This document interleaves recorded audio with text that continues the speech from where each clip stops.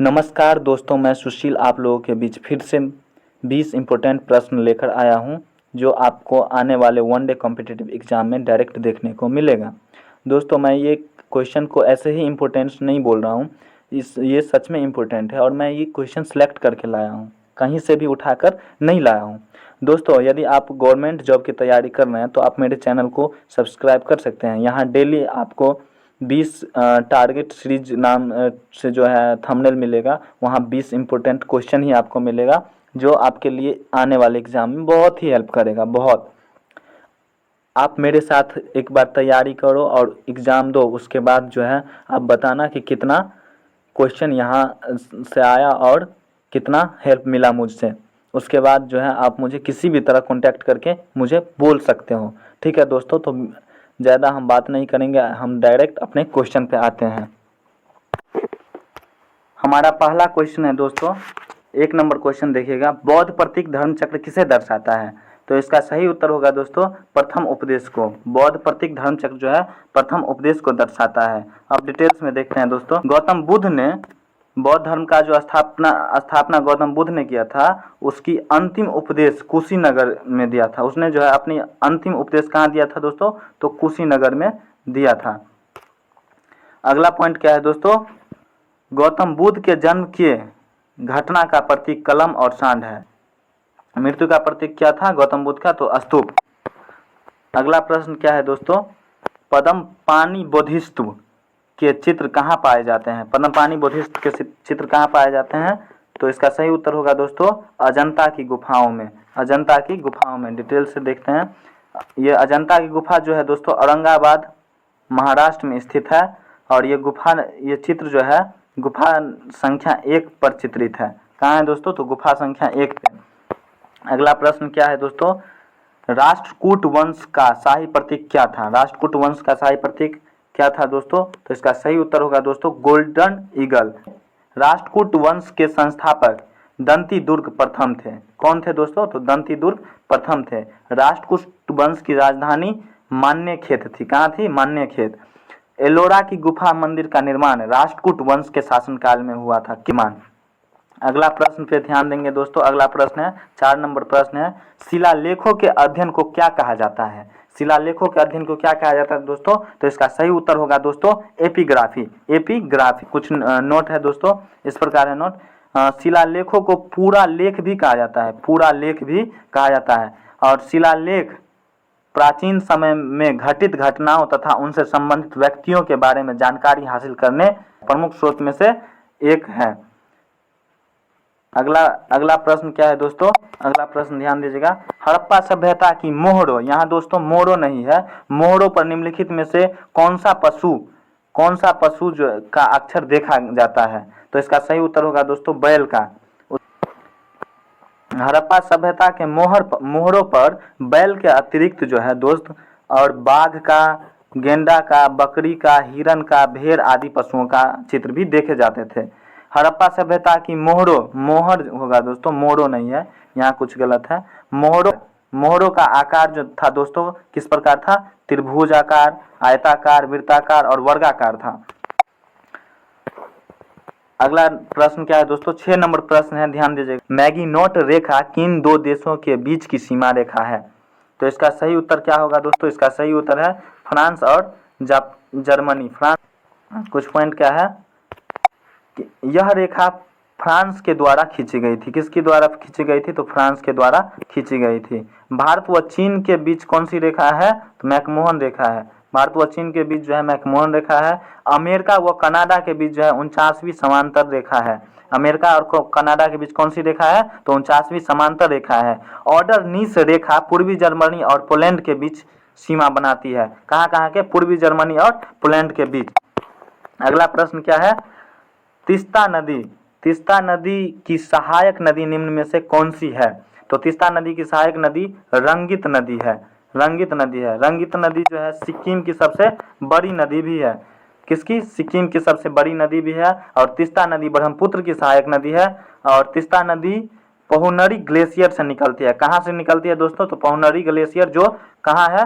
जो सिक्किम में है। भारत तथा बांग्लादेश के बीच इस नदी के जल को लेकर विवाद था। किन किन दो देशों के बीच? भारत तथा बांग्लादेशों के बीच तीस्ता नदी के जल को लेकर विवाद था। अगला प्रश्न पे ध्यान देंगे दोस्तों। अगला 8 नंबर प्रश्न क्या है कि निम्नलिखित में कौन सी पहाड़ी पूर्वी घाट का हिस्सा है? कौन सी पहाड़ी जो है पूर्वी घाट का हिस्सा है दोस्तों? तो इसमें सही उत्तर क्या होगा दोस्तों? नल्ला माला पर्वतमाला, और उसके बाद बेलिकोंडा पर्वतमाला भी पूर्वी घाट का हिस्सा है। जवादी पहाड़ियां भी पूर्वी घाट का हिस्सा है। तो इसका सही उत्तर होगा दोस्तों उपरोक्त में से सभी। उपरोक्त में से सभी। कुछ इम्पोर्टेंट फैक्ट है। नल्ला माला हिल्स आंध्र प्रदेश के पूर्वी घाट तथा तेलंगाना में स्थित है। कहाँ है दोस्तों? तो आंध्र प्रदेश के पूर्वी घाट और तेलंगाना में स्थित है।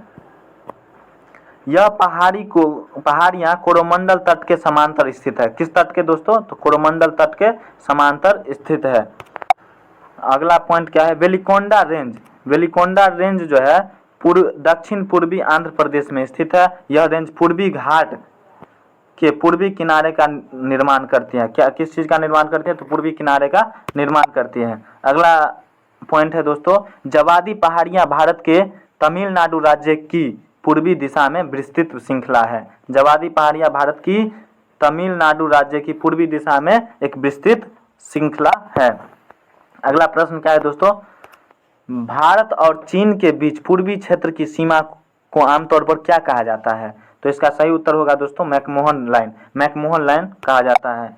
मैकमोहन लाइन का नाम किसके नाम पर रखा गया था? Sir Henry McMahon. यह रेखा लद्दाख से होकर गुजरती है। कहाँ से होकर दोस्तों? तो लद्दाख से होकर गुजरती है।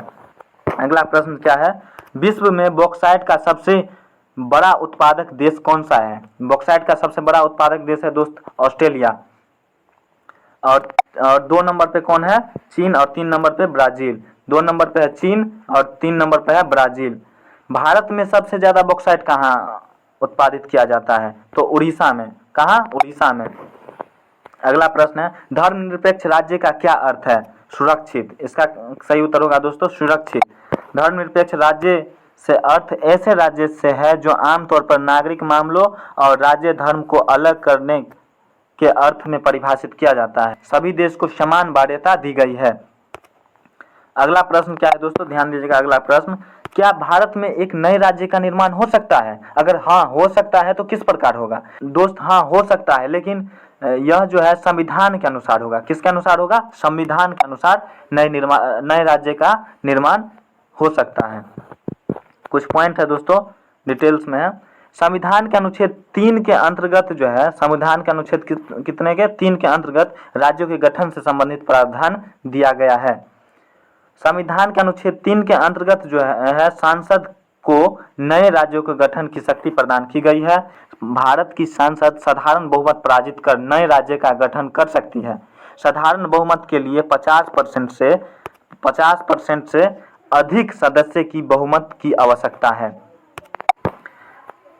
इसी कड़ी में विशेष बहुमत में 2 या 3 सदस्य की उपस्थिति को ध्यान में रखा जाता है। कितने? 2 या 3 सदस्य की उपस्थिति को ध्यान में रखा जाता है। अगला प्रश्न क्या है दोस्तों?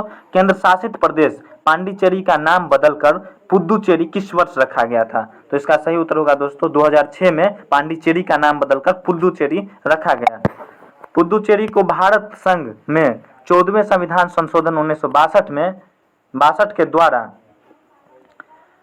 14वें संविधान संशोधन 1962 के द्वारा शामिल किया गया। अगला पॉइंट है, पुदुचेरी 59वें संविधान संशोधन अधिनियम 1991 में राष्ट्रपति चुनाव निर्वाचन राष्ट्रीय राजधानी क्षेत्र दिल्ली के साथ शामिल कर लिया गया।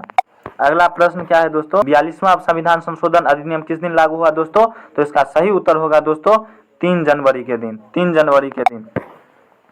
कुछ पॉइंट है, भारतीय संविधान में 42वां संविधान संशोधन अधिनियम 3 जनवरी 1977 को लागू हुआ। मौलिक कर्तव्य को भी संविधान में 42वें संविधान संशोधन के द्वारा 1976 में जोड़ा गया। किसको? मौलिक कर्तव्य को 42वें संविधान संशोधन के द्वारा 1976 में ही जोड़ा गया था। इन संशोधन के तहत प्रस्तावना में समाजवाद, धर्मनिरपेक्ष और अखंडता शब्दों को भी जोड़ा गया था। अगला प्रश्न क्या है दोस्तों, संसद के दोनों सदनों की संयुक्त बैठक का प्रावधान किस संविधान से लिया गया है? तो इसका सही उत्तर होगा दोस्तों ऑस्ट्रेलिया के संविधान से। संसद के जो दोनों सदनों के संयुक्त बैठक का प्रावधान जो है ऑस्ट्रेलिया के संविधान से लिया गया था। इसका कुछ महत्वपूर्ण फैक्ट है जो इस प्रकार है, भारतीय संविधान कई देशों के संविधान से मिलकर बना है। भारतीय संविधान में संसद के दोनों सदनों के संयुक्त बैठक का प्रावधान ऑस्ट्रेलिया से संबंधित है, से लिया गया है।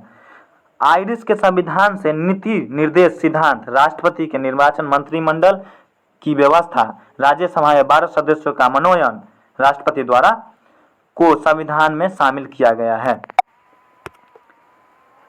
अगला पॉइंट क्या है दोस्तों, सोवियत संघ के संविधान से मौलिक कर्तव्य प्रस्तावना में न्याय, सामाजिक, आर्थिक और राजनीतिक का आदर्श भारतीय संविधान में शामिल किए गए हैं। फ्रांस के संविधान से प्रस्तावना में स्वतंत्रता, समता, बंधुता के आदर्श का सिद्धांत लिया गया है। क्या क्या लिया गया है? तो प्रस्तावना में स्वतंत्रता, समता और बंधुता के आदर्श का सिद्धांत लिया गया है। अगला प्रश्न 16 नंबर प्रश्न क्या है दोस्तों, विदेशी विनिमय बाजार में वह स्थिति क्या कहलाती है जब घरेलू मुद्रा का मूल्य विदेशी मुद्रा की तुलना में गिरने लगती है? अवमूल्यन। इसका सही उत्तर होगा अवमूल्यन। अगला प्रश्न क्या है दोस्तों, अर्थशास्त्र में एनडीपी का फुल फॉर्म क्या होता है? एनडीपी का फुल फॉर्म पूछा गया है दोस्तों, तो इसका सही उत्तर होगा नेट डोमेस्टिक प्रोडक्ट। अगला प्रश्न क्या है दोस्तों, भारतीय अर्थव्यवस्था में प्रयुक्त प्रणाली कौन सी है? भारतीय अर्थव्यवस्था में प्रयुक्त प्रणाली कौन सी है दोस्तों? मिश्रित अर्थव्यवस्था। मिश्रित अर्थव्यवस्था। कुछ पॉइंट है, भारत की अर्थव्यवस्था एक माध्यम आय विकासशील बाजार वाली अर्थव्यवस्था, एक माध्यम आय विकासशील बाजार वाली अर्थव्यवस्था है। यह सकल घरेलू उत्पाद के अनुसार दुनिया की 5वीं सबसे बड़ी अर्थव्यवस्था और कार्य शक्ति के समानता के अनुसार 3री सबसे बड़ी अर्थव्यवस्था है। 19 नंबर प्रश्न क्या है दोस्तों, 11वें वित्त आयोग के अध्यक्ष कौन थे? A.M. खुसरो। 11वें वित्त आयोग के अध्यक्ष कौन थे दोस्तों? तो A.M. खुसरो। डिटेल्स में जानते हैं। वित्त आयोग संवैधानिक रूप से एक अनिवार्य निकाय है जो राजकोषीय संघवाद के केंद्र में है। किसके केंद्र में है? राजकोषीय संघवाद के केंद्र में है। अनुच्छेद 280 के अंतर्गत स्थापित किसी मुख्य जिम्मेवारी केंद्र और राज्य सरकार के वित्त की स्थिति का मूल्यांकन करना है। और उसके बाद है प्रथम वित्त की आयोग 1951 में स्थापित किया गया था। कब किया गया था? तो 1951 में स्थापित किया गया था। प्रथम वित्त आयोग के अध्यक्ष के नियोगी थे। अध्यक्ष जो है के नियोगी थे। कौन थे? प्रथम वित्त आयोग के अध्यक्ष कौन थे दोस्तों? तो के नियोगी थे। और उसके बाद है 15वें वित्त आयोग के अध्यक्ष एन.के. सिंह थे। एन.के. सिंह थे। और 20 और लास्ट प्रश्न क्या है दोस्तों, भारतीय अर्थव्यवस्था संस्थान कहाँ है? तो सही उत्तर होगा दोस्तों हैदराबाद में। भारतीय अर्थव्यवस्था संस्थान हैदराबाद में है। तो आज के लिए बस इतना ही दोस्तों, और मिलते हैं आपसे अगली वीडियो में। तब तक के लिए बाय बाय।